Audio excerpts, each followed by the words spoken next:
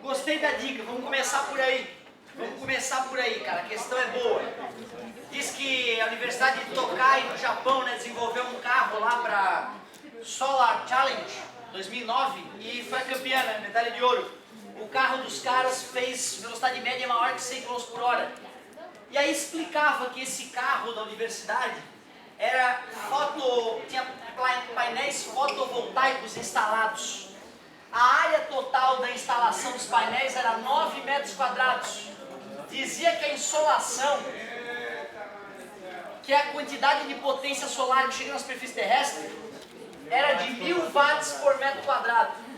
1000 watts por metro quadrado. Dizia que esse carro tinha um rendimento de 30%. Falava o seguinte, esse carro tem uma massa de 200 kg. Determine quanto tempo, em média, desprezando resistência do ar, demoraria para esse carro atingir uma velocidade de 108 km por hora. Essa é a questãozinha. Cara, essa era uma das mais bonitas questões de física clássica que caiu. Muito boa a escolha do colega.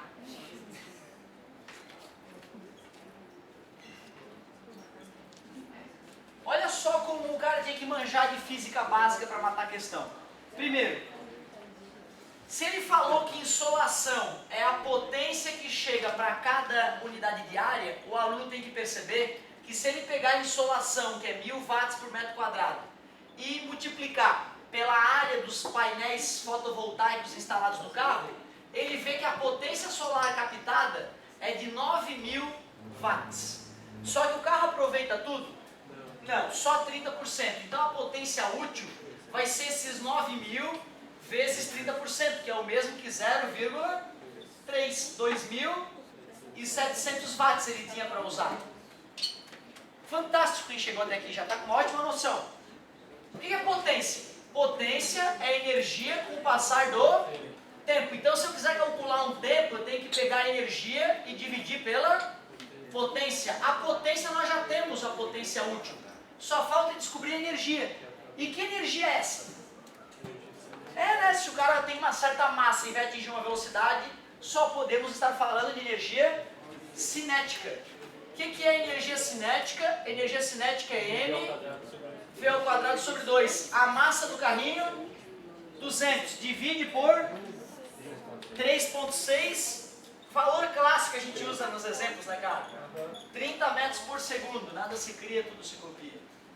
Dividido por 2. 200 por 2 é 100. 30 vezes 30. 900 vezes 100. 90.000 joules eu preciso.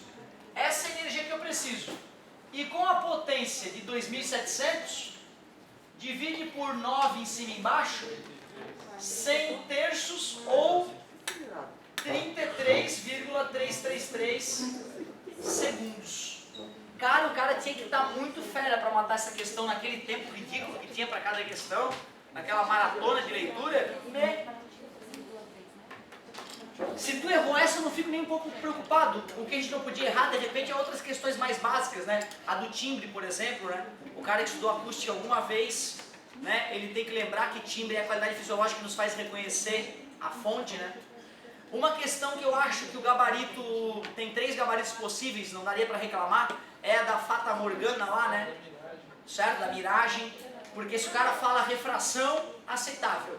Reflexão total, talvez seja melhor. Explicação. Mas ele também dá elementos que dê para falar que tem difusão também na jogada, né? Mas eu votaria em reflexão. Certo? Reflexão eu acho que é o gabarito mais provável. Tem muitas coisas a fazer com essa questão, ninguém sabe agora se, tipo, eu botei refração e tem um monte de gabarito dizendo que é refração, mas aí eu fui ver na definição de miragem e é reflexão, daí tipo, o que tu acha? Pois é, cara, assim ó, nós ficamos na mão do sujeito, certo? Ele é o tipo de questão que dependendo da interpretação, pode dizer, não, mas estava no enunciado, cara, falando que tinha camada de ar fria e camada de ar quente, como é que tu não vai entender a refração? Só que tem um detalhe, né? Vamos entender essa questãozinha.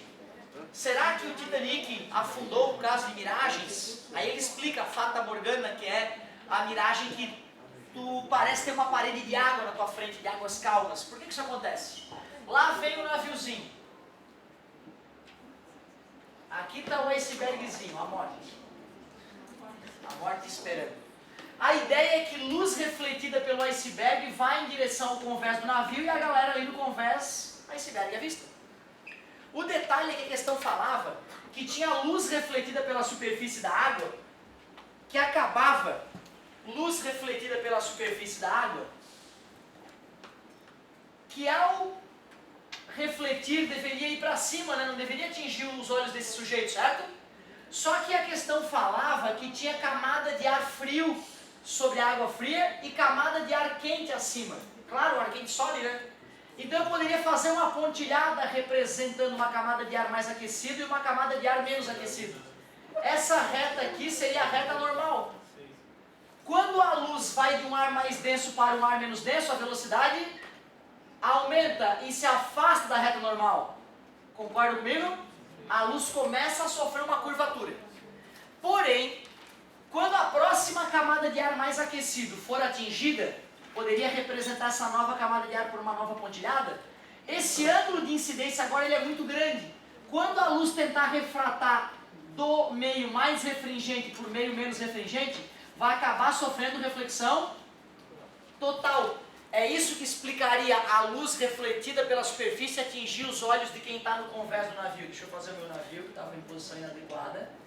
Agora, o cara que está aqui no convés do navio, de olho nos iceberg, vai ter luz chegando no olho dele, que foi refletida pela superfície, não vai ter só luz refletida pelo iceberg, né?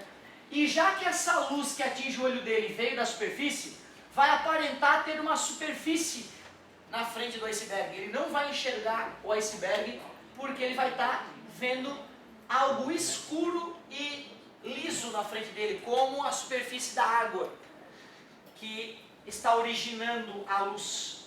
Então tu vê, claro que tem refração no fenômeno, mas a reflexão também é muito importante e talvez seja o principal fator, certo?